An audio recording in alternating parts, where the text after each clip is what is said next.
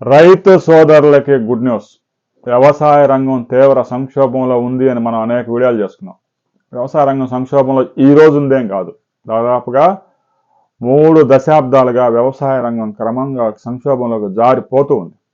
ఎప్పుడైతే ఆర్థిక సంస్కరణలు ప్రవేశపెట్టారో అప్పటి నుంచి మిగతా రంగాలన్నీ పుంజుకొని వ్యవసాయ రంగం మాత్రం కుదేలైపోయింది.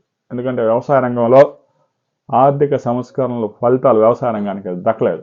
ఇక తాజాగా ఆంధ్రప్రదేశ్లో 500 బయోగ్యాస్ తయారీ యూనిట్లు పెట్టేందుకు రిలయన్స్ సంస్థ ముందుకు వచ్చింది. ఆంధ్రప్రదేశ్ ప్రభుత్వంతో MOU కూడా చేసుకుంది.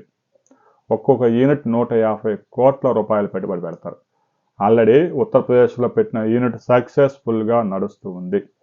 ఈ యూనిట్లకు కావలసిన ఇంధనం ఏమిటి అంటే గడ్డి, పచ్చి గడ్డి. ఈ పచ్చి గడ్డి ఎక్కడి నుంచి వస్తుంది?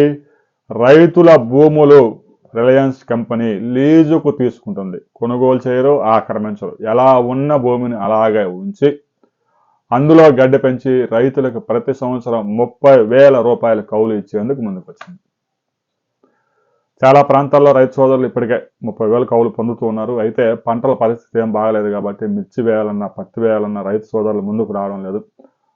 అయితే మంచి డిమాండ్ ఉండే ప్రాంతాలను వదిలేసి, అంటే తోటలు, అరటి తోటలు, బత్తాయి తోటలు, చిన్ని తోటలు, తోటలు పండే ప్రాంతాలను వదిలేసి కౌలు ఇప్పటి వరకు 10,000, 15,000 ఉండే ప్రాంతాల్లో రిలయన్స్ కంపెనీ ఈ బయోగ్యాస్ తయారీ, కంప్రెస్డ్ బయోగ్యాస్ తయారీ యూనిట్లు పెట్టబోతా ఉంది. రాబోయే 2 సంవత్సరాల్లోనే ఆంధ్రప్రదేశ్లో 60 యూనిట్లు రాబోతా ఉన్నాయి.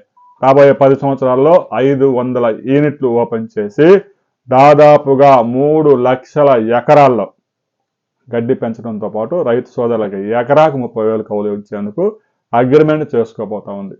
రైతు సోదరులకు కూడా ఎంతకంటే హ్యాపీ న్యూస్ మరొకటి ఉండదు. చాలా ప్రాంతాల్లో రైతులు 30,000 కౌలు అంటే కళ్ళకు అద్దుకొని ఇవ్వడానికి సిద్ధంగా ఉన్నారు. కొన్ని ప్రాంతాల్లో ఎక్కువ ఉండొచ్చు, కొన్ని ప్రాంతాలు అనుకూలమైన ప్రాంతాలు ఉన్నాయి.